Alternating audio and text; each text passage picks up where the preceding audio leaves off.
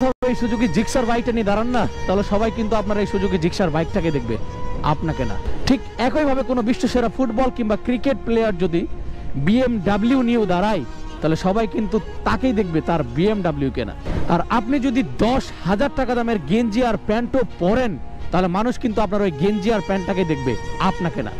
ঠিক একইভাবে ওই প্লেয়ারটা যদি 10 টাকা দামের ছেঁড়া গেঞ্জিও পরে, তাহলে কেউ কিন্তু তার গেঞ্জিটাকে দেখবে না, সবাই ওই প্লেয়ারটাকে দেখবে।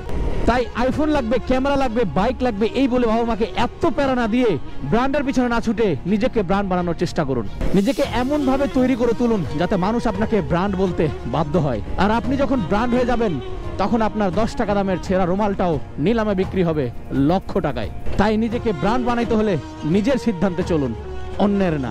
আর একটা কথা সবসময় মাথায় রাখবেন, জ্ঞান অনেকেই দেবে, কিন্তু আল্লাহ ছাড়া সঙ্গ কেউ দিবে না।